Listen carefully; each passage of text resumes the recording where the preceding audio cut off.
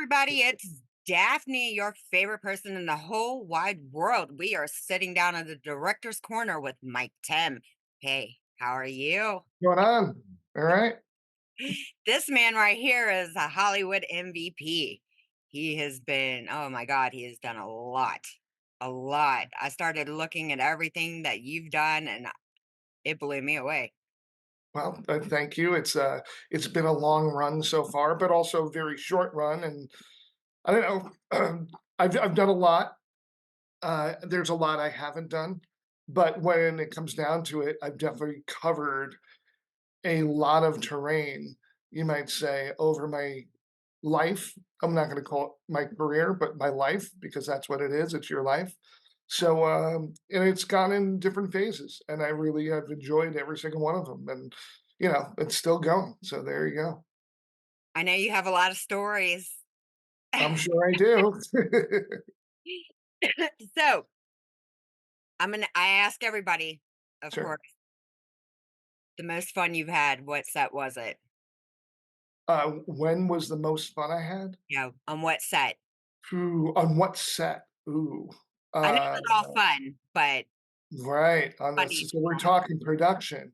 Mhm. Uh, wow. I mean, set. Yeah. I mean, I gotta say. Well, the thing is, when you're working on a set, I guess it's it is fun. Of course, it's fun, but it's hard to say. Like which one it was fun just to I think the eyes was great because when I directed that, every single time you're on a set, whether you're working or you're a filmmaker and you're directing, it really is. It's work, and you've got to stay open. You got to just keep your mind open. You're managing people. You're managing, hearts and minds, people's talents, the creative. You got to keep that all. But one of the, I think, my most fun moment ever was when I was directing the pilot episode of a beach thing, and we were down in was it Manhattan Beach, and we had to get into the ocean. So we had the lifeguard with us. We paid that. Everything was safe. We had the camera operator, the camera assistant. We had two actors. One was in a mermaid costume.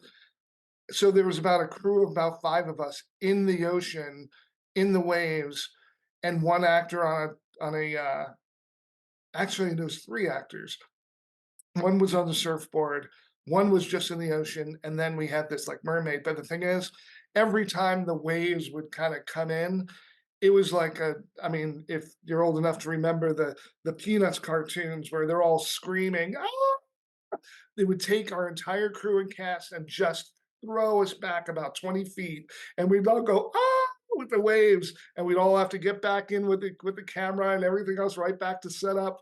And then it'd be like, here comes the wave, and it just totally take us all like, ah. And I never laughed so hard in my life, not just during a film shoot, but just in general. It was just so stupid that we were making a movie, and it was just so much fun. And it wasn't like we were fearing for our lives because we weren't that deep, but it was definitely like it was ridiculous, but it was hilarious to see everybody just being kids and being like just they almost wanted to get knocked down by the waves and taken out and whatever else. And I do remember that as being like one of my favorite days ever shooting a Is that film. one of the pictures that I put up on the page? That's why I put that picture up. Uh, Yep, that was it. That Someone looks took it. fun, actually. Yeah, it was really cool. Yeah, we shot in Manhattan Beach. That wasn't cheap. Uh, for about a week. So we really did a lot that week. It was good. It was cool. And directing a pilot was great. The pilot's good. I don't think it never got picked up, but their show never got picked up. But that's okay. I've got that under my belt now. So there you How go. many cameras did you go through? Oh my god, we didn't no, the camera we had everything safe in the box and whatever that so technically everything was fine. We were all prepared. We had the money for it, so, it wasn't just like a get out there and see what happens kinda thing. So Tell us about the Tom Cruise picture I put up. so I work at Universal, right? I'm in home entertainment, and as let me say, creative producer, we're basically I'm a production manager. I manage the process of menus for every title, just about UHD, Blu-ray, DVD, iTunes, whatever. That's my job at Universal, and it's been a great job, and I'm still there. So that's raising kids and all that. So that I won't get into that of just leaving production and going into the studio side. Mhm. But on Oblivion, Tom Cruise, he bought lunch for everybody. So the movie Oblivion, he was in, and everybody that we did so well, and all the creative and everything we were doing, and he looks at everything, he reviews. We have to route him all the creative. He bought everybody lunch, and we all went up to like this old back lot, and we had the Korean taco truck there, and literally it was just him and the director and Ron Meyer, who was still president, and all these people, and about maybe 40 of us that were all worked on it, and we all got to just hang out with them. And he was really he was gracious. He was definitely in his mode of being there and interviewed or whatever. But I remember talking to him, and I just said, I just my one of my favorite moments is just in The Outsiders, and in that role and everything else. And you could see he totally went to like just being Tom Cruise, like of that age, and he really just went, oh man. And he gave me a hug, and I was like, so I touched the nerve of him just being like, I got him to be real for a moment, and he didn't have to be Tom Cruise the actor, but as a person, I could really see it in his eyes, and he really like he loved that because he didn't expect it, that role or whatever. But I just told him I was like, that was like the beginning of everything, and it really was sweet. So then we took a picture, and that was that. So that's from Oblivion. Oblivion, yeah. So that was after the movie Oblivion came out. Okay, Yeah, okay. That's a good movie. yeah, it is a I good like movie. that movie. Yeah, Yeah, I've seen that quite a few times, actually. yeah. I couldn't figure out what the outfit when Oh, when that was just an outfit he wore. It was a blistering July day, and here he was in black leather pants, black t-shirt, black sweater, cashmere, and a black leather jacket, and my there was not 1 ounce of sweat on him. wow, Whatever. it's hot. So It's I hot don't know, out. but it was definitely, it was like, "Well, okay, I guess you're taking the right vitamins, you're eating the right food." I don't know, but there you go. But he was definitely movie star material at that moment, so He's got a water pump running to him or something. something. Yeah, it's something. I don't I don't know. know. Yeah, I know people like that that's wore, coats. I know one of my brothers anyway, he used to kill me because I grew up in Vegas. uh And you know how it is in Vegas, and this right? was years ago, and it was, God, 120 something degrees out there, and he would wear those damn jackets. I don't know if you remember this in the '80s, the jackets that had the pockets in the front, those starter jackets or whatever. They Kind of. Were they members only? Were they something of the sort? Like, I don't It was know. like the football jackets, but they're starter jackets and they had the pockets in the front. And he would go Mm, around in the sweaters right? and the starter jackets, and he would wear that in 100 and something degrees. And I would just ask him, like, what the hell is wrong Yeah, with you? Because I didn't want to wear right, like tank tops and shorts was right, for me. And I would just looked at him like he was crazy. You're running around in right, freaking coats. right. Oh, you know, Yeah, I just don't that's understand that. some people just like, tea in the Sahara kinda thing. I don't know. I'm telling There you you go. what. So what you got? I mean, do you have any projects? You working on anything? You got anything coming Yeah, up? no, I definitely have some projects. You always have, well, maybe not everybody, but I have a couple of projects that have been brewing for years. It takes years just to kind of maybe not for the project itself, but for you as a filmmaker to be ready for other people to say, okay, that project. So my projects right now, I've got Hell Squad with Lou Arkoff. His father produced the original movie Hell Squad in 1958, and I rewrote it, remaking, a remake of it. It's different, same situation, about a World War II squad lost in the Tunisian desert. It's a little bit more of a kind of a Lord of the Flies kind of thing, and there's a lot of just themes of nationalism, racism, everything else. And I think right now, and just it being a war, even World War II film, I really, really do think that it speaks to so much today. So I think it's way more than just a World War II film, and I think it'll play really well. So I've got that. We're budgeting and scheduling that right now, and hopefully going to be shooting that in the Utah area.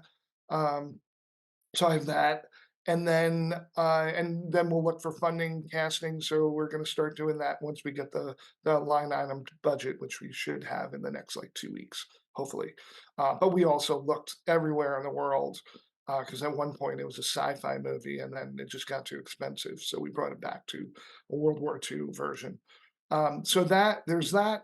I also have a low budget sci-fi horror movie that is based on my short film The Eyes, and that's called Leech.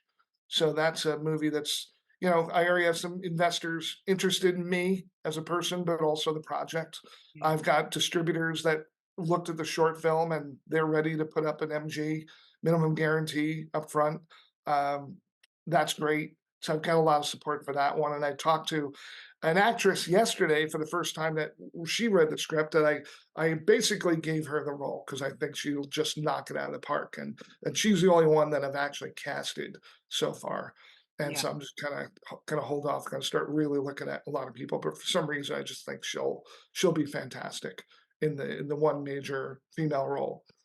So I have that project, and then, I've got a script, another one that I'm putting out there soon about past life regression, and I think my current short film, The Valley of Heart's Delight, is in the vein of the temperament of that movie, of a karma thing that I'm going to be starting to send out. So I actually just sent it out to a management company yesterday, so we'll see what they say. And but I haven't really had too many people read it yet, so we'll see where that goes. And that's it. And I'm just writing another script, and that's enough. And then, yeah, like I said, I still have a full time job, and raising 3 kids and whatever, keeping just life itself. Crazy It busy. gets crazy. So just I'm trying to keep myself go to the gym. What is that? Trying to keep myself Right. healthy and read books and things like that. And so you know, it's spinning plates. What I have been doing is lessening the spinning plates. There definitely were a couple of months where I had too many spinning plates, and that is never a good thing. So we'll see. So So there's my long answer. that's showing soon. I put the ticket link up. I tracked it down. Oh, This yeah, cool. I tracked it down and I put it up for purchase. So they're limited tickets, correct? For Oh, that. yeah. So I just found out yesterday we sold about 200 and something tickets already, and it's like a 300 seat theater. Okay. Yeah.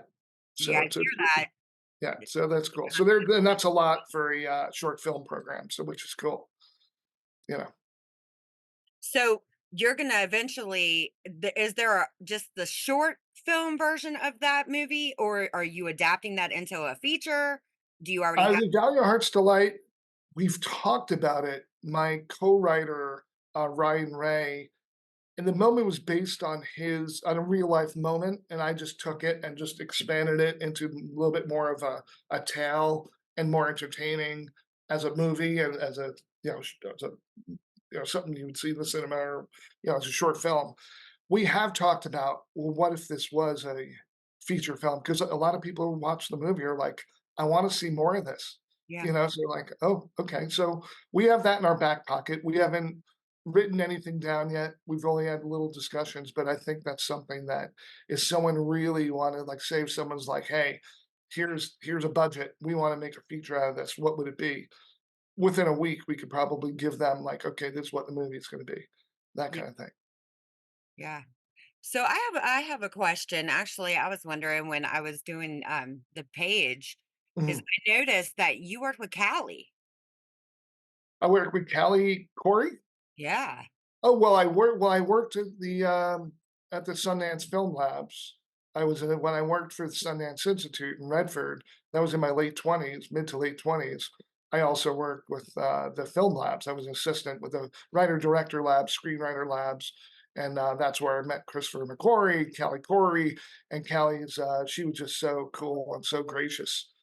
So it just really it was about Like, I didn't necessarily work with her, but I assisted, and she was there as one of the advisors, and just hanging out with her, talking about story, talking about, just, Thelma and Louise and, you Mhm. know, and, I just remember she told a story that she really felt bad about somebody that she just forgot to thank, and just in the heat of the moment, she forgot to thank somebody when she won her Academy Award, and it was just like, there's gonna be another one. There's gonna be a next time. And she just, was like, "Oh, thank you." Like, because, there hasn't been yet, but she's had a very great career, and, she's so sweet and so cool, and she was fun to talk to just about storytelling and everything else, so it was cool. All of them are, Right. that's why I loved it. What she was like. I worked with her, but I really Mhm, didn't get to talk to her. mhm, I wasn't, well, I mean, didn't actually work with her. I was on her mhm. set when Right. it first started on Nashville. Okay, cool. I noticed she's like me. She pays a lot of attention to detail. Mhm, A lot of attention to detail. And that's a good thing. It right, is a real good thing. But I always wondered what she's like as a person. And then when I seen that, you worked with her, right. I wanted to ask, Oh, she's just so easy to hang out with, you know? Yeah. I mean, Love it people. it's just you put a glass of wine in someone's hand and you're talking by a fireplace, in a lodge, it's just gonna be easy just to hang out with anybody really, right? So there was that, you know, so it was cool. So, do you plan on taking a vacation or are you just like me, a workaholic? Oh, I take little bits of vacation. So I'm gonna take my kids hopefully back to New York City at the end of July. So we'll do that for a week. All that because we're actually gonna be selling my childhood home. So I wanted to go back there with them and just a little last hurrah for that and just see my brothers and sisters and whatever else. So I'll probably take them back. And that'll be right before kids go back to school and my son goes to college, like all that stuff. So yeah, so we'll do that. But I haven't, you know, I don't really take, I don't go to Hawaii for, like, the week, I don't know do stuff like that. We just kinda do family stuff, but, I do like going to take little weekend trips, so that'll be nice going up to Central Coast or things like that, you know? How old are your kids? My kids are, freshmen or going in sophomore in college, and then, senior in high school, and then freshman in high school. So those 3. You got teens. Teen. Yeah. That's Oh, a yeah. fun It's a age. lot, and those also then they have their friends and they multiply and then they're here at the house and, so it's always an active crew. Oh, I know that feeling, honey. 8. Yes. Oh my 8. god. Yes.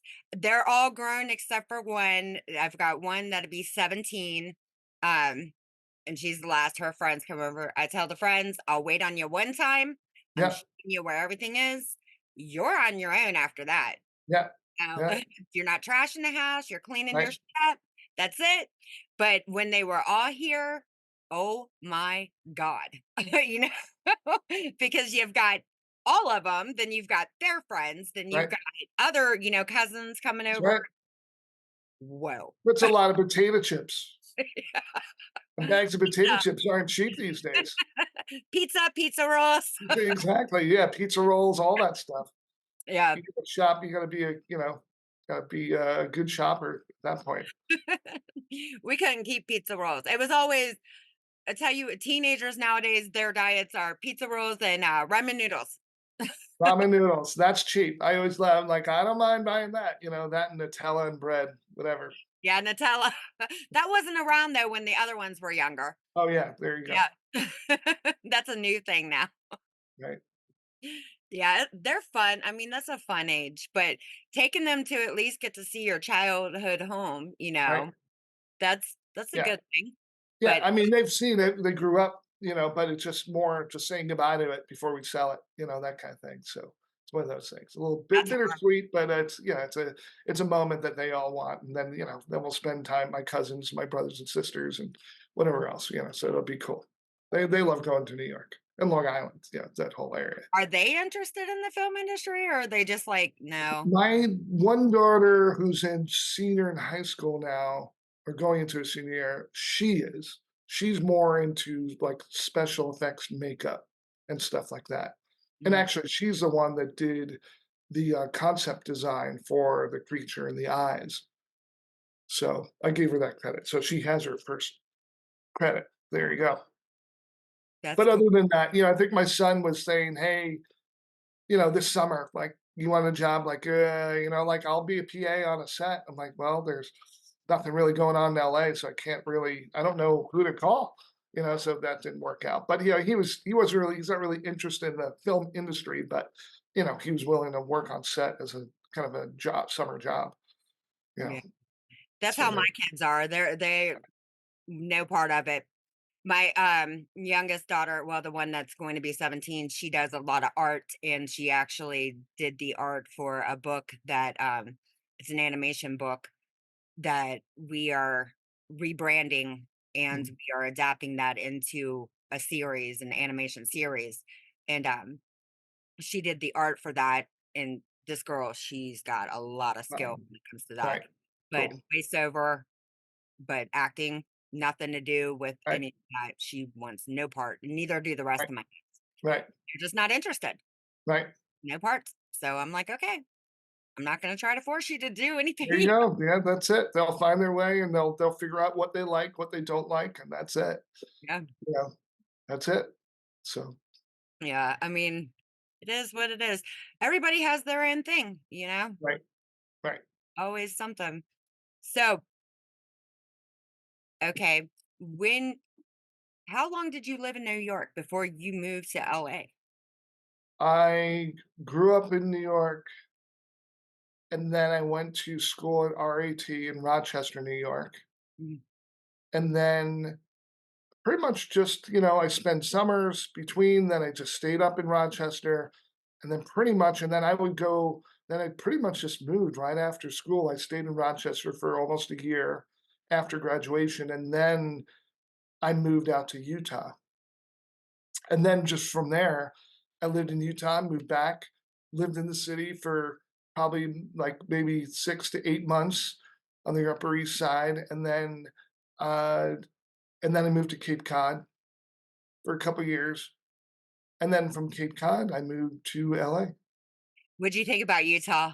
I stayed there for a month and there's just nothing there. It I mean, this was '95 through, like, '98, right? So I loved Salt Lake. Listen, Utah is a planet unto itself, right? There's that. But living in Salt Lake City, we had a blast. I mean, we really did. I mean, I was just, hiking and mountain biking and all that. The beautiful Wasatch Mountains. I climbed every single mountaintop along the Wasatch, hiked and camped everywhere. Um, the southern, Utah deserts, just camping and hiking, exploring those. It was amazing. And, for mid to late 20 something, there was a great scene. Also the filmmaking scene. I shot 2 short films there and, um, nobody else was really being a filmmaker. So I kind of led the way saying, "Hey, we have all this equipment in this town, let's just start shooting stuff." And people are like, "Okay, yeah, we could do this." So like, "Yeah, we could do this." So other people started shooting their shorts and it was fun, had a lot of great parties. I lived in art space, and 300 West, 200 South. And it was an old tire factory turned into loft houses, loft apartments. And, you could play Frisbee in them and ride your bike. And, so we just had that and they were cheap. They're for artists. And it was right down the block from the Sundance Institute office. So that was by design. I was like, "Ooh, that's great." So I loved Salt Lake, and then I couldn't wait to leave. Right then, it was like, "Okay, I got to get out of here. I got to go see what." But that was the same thing with like Cape Cod and Nantucket when I lived there. At some point, it was like, "Okay, I got to get out of here." You know, I have one memory of Utah, and it's something I will never forget. And I stayed there to visit. Well, I visited my sister when I was 12. Yeah, I think I was 12, and Mhm. her husband. And they had lived out in like farmlands. So Right? nothing to do. Oh my Nothing. God, yeah. And I walked the roads, because I was used to the country roads with my brother, my little brother at the time, looking for something to do. Well, there were all these farms and they had all these horses and stuff. And we went onto this these people's property and there was a bunch of horses, and the woman, she was like, "You can stop and exercise the horses and whatever." And I'm like, "Okay, we'll Uh-huh. come exercise the horses." I was like, "Can we go out and pet, the horses now?" So she didn't have a problem with that. I took my brother out into the field, and we got out into the field, and there's like 200 horses now, Oh my and god. we were at least a mile out in the field. This is Right. We're in the middle of the field, and all these horses. Now you got to picture this. I'm 12. He's a year and a half younger than I Yeah. am. Okay. All these horses started coming for us. So, and the couple of them act like they were going to Mm, charge. wow. So I knew run, run, Yeah, and I yeah, told my brother, I was like, run. yeah. And so we both took off running like hell through this field. And those gates where they have the opening, the metal gates where Right. there's Sure. room to go through? They were shut. And all I did was I just kept running and running and running. His ass fell. So I leave him. I'm like, you better get up, boy, because I'm Yeah, leaving you. yeah, right. Dove through the fence. And I mean, I dove through the fence. Yeah, He comes, he's like, you left me, you left me. I'm like, I don't care. There's yeah. 200 Right, horses, move it. right, right. He's like, we could have died. I don't Hey, Yeah, but you didn't. You got away with that one. I was like, we won't go back out there again like Right, that. yeah. Right. Yeah, That was so funny. I sat here and I think about that now, and it was hilarious. But we really could have got killed. you know, right, that's the only thing I remember is all the farmlands out there. right, right. It was fun though. That was Yeah. fun. Well, that's cool. That's a great memory. Almost dying is always a good Almost memory. dying being trampled by wild horses. It was fun. Oh man. So California, what part are you? Are you in LA I'm or in LA, yeah, LA? yeah. Is How about the fires? The fires are about an hour and a half at least north of us, up in Gorman. So that's I mean, you get the smoke and all that kind of coming in, but it's not bad. It's not like it's the worst. It's not bad. I mean, not bad for LA, but it's. I mean, I don't know what's going on with the fires up in Gorman or how contained they are or anything like that. I haven't kind of watched that so much. That's such a dangerous I situation. know, it's just hey, listen, we've had fires in my area, like actual fires, so that's I've been in that situation, evacuating, you know, so but, I mean, for towns that just get devastated, it happens quick, and it happens, and it's like, it's not just, California, Washington State, everywhere, Idaho, like, you name it. They're all over the place, just when things get dry, so, it's terrible, but then you have tornadoes whipping through the South, so do you want a forest fire or a tornado? It's like, well, I don't want to either, but tornadoes are just like devastating. Oh, I know. We get them here. We had actually two tornado warnings in one night, and they were back to back. My Mhm, daughter was sleeping and I had to wake her up because of the sirens. I made her go to the basement with the rest of the kids, and I went out and started recording like mhm. an idiot. Yep, And then sure. that siren ended and everything was fine. And then so my other daughter got in the shower. Next thing you know, 5 minutes later, here goes another siren and she's in the Oh my shower. god. I'm like, you got to get out. Yeah, Here comes another one. And this one was actually right up the street. right, Uh, I guess it had touched down. And I send them back down, to the basement. I still right, don't go to the basement. I'm looking out the door, like, where's this thing at? Like an idiot, of course, because I'm curious. I've got that right, curious, sure, you right, know, and it didn't hit, luckily, mhm, luckily.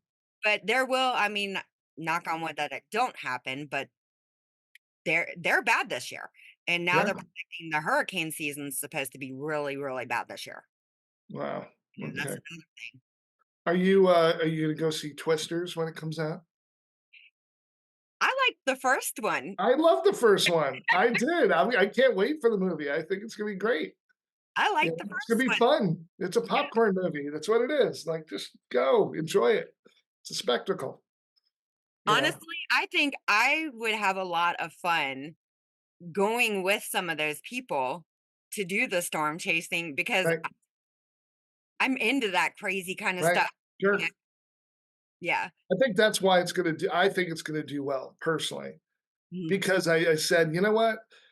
You look up at the billboards of different movies that are like, oh, that didn't do well. This, I'm like, you know what? People just need to relate to something. I'm like, and Twisters is totally outlandish, but it's also real because tornadoes are real.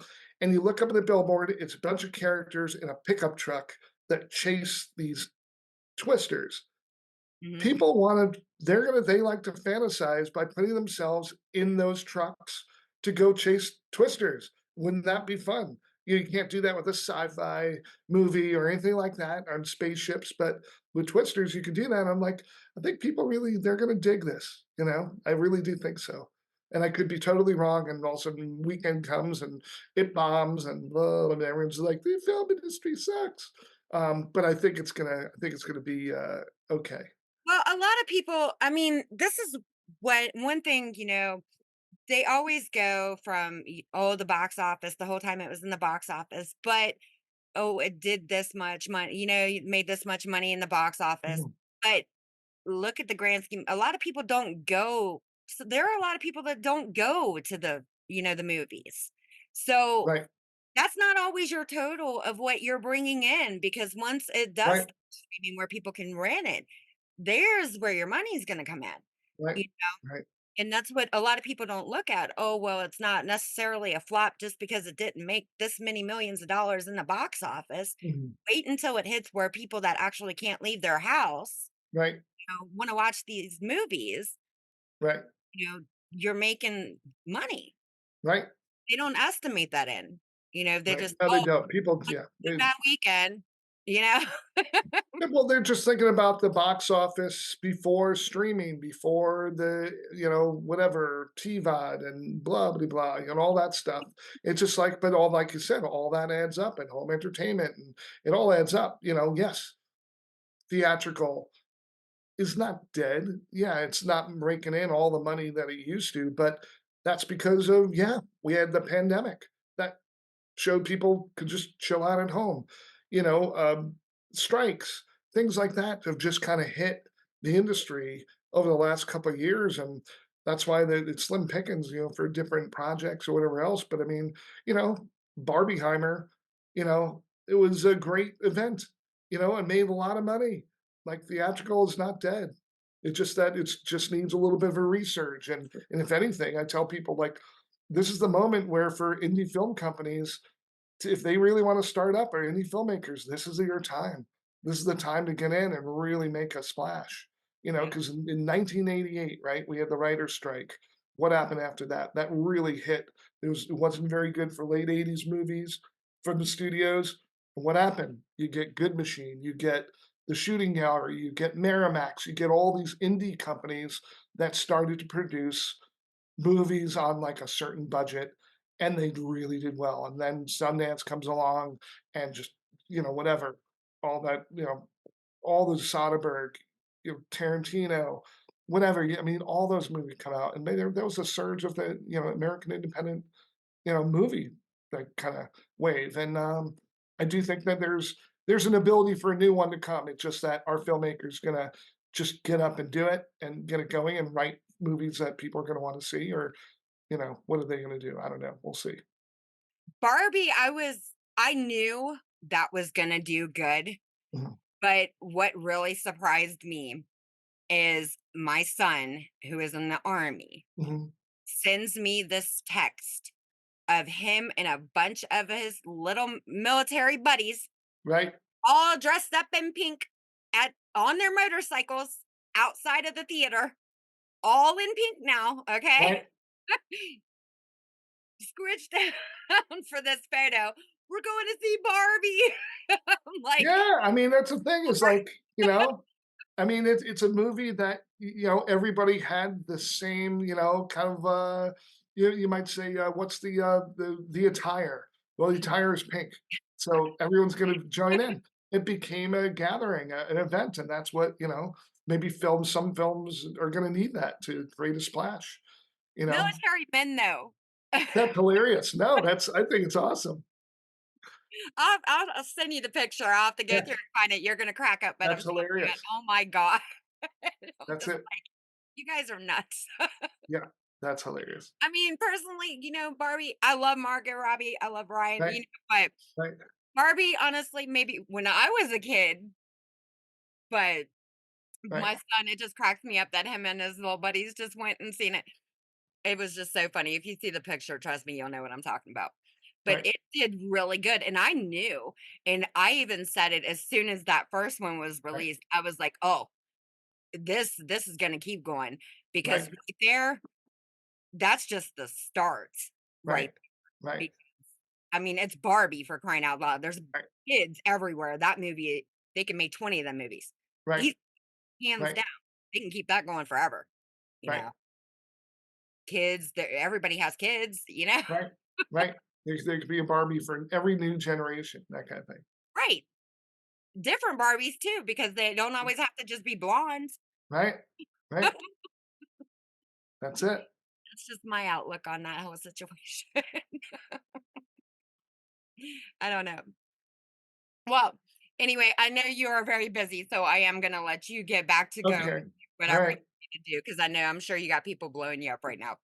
Yeah, But no, yeah, that's got little bits here, there, but yeah, but it's been fun to do this, and you know, yeah. I mean, any last questions? We're good. no, yes, one thing. Yeah, Do you have any advice for any aspiring filmmakers out there before yeah, we yes, I do. I mean, it's also advice for myself.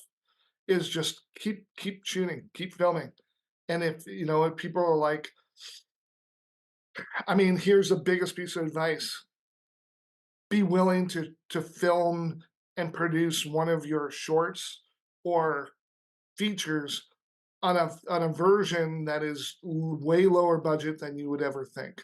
Because the fact is that you're not a filmmaker until you're making films. There's a difference between being a director and directing.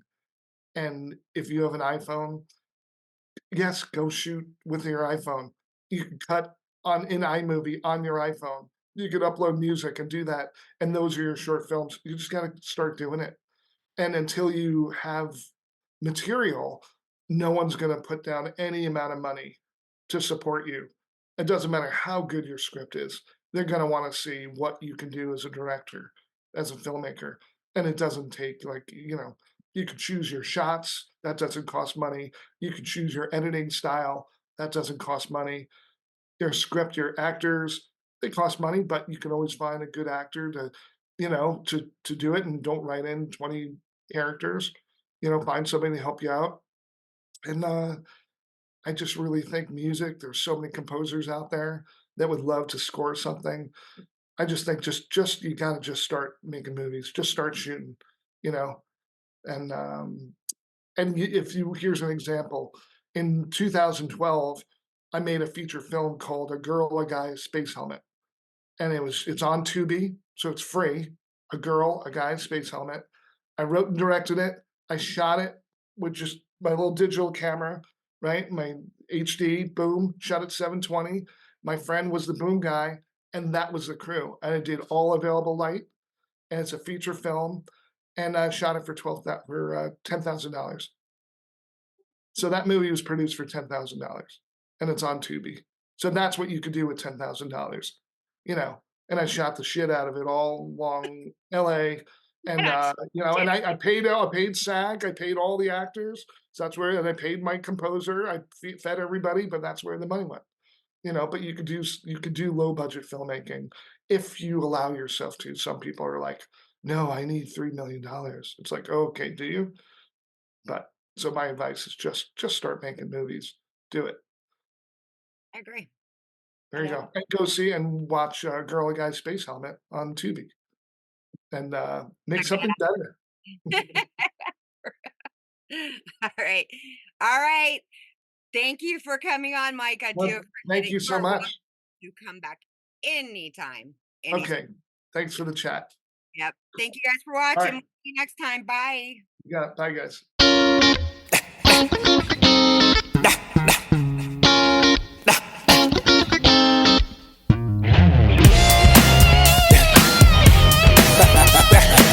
Yeah, yeah, it's over, baby. You said that you love me, you said that you care, you say that you will die for me, girl, but you know that just hot air. I don't care what you say, I don't care what you do. No need to look to your left, girl, cause nothing belongs to you. Now you try me, you know you can't run them games on me. Now you creeping, I saw you stepping out with that G, yeah. Say what you wanna say, do what you wanna do, play how you wanna play. It's over, it's over, it's over. Say what you wanna say, do what you wanna do, play how you wanna play. It's over, you know, you know, you know it, you know it.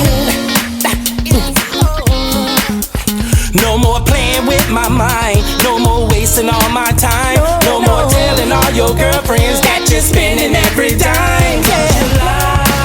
You know you don't get nothing from me. It's time to set your whole heart free.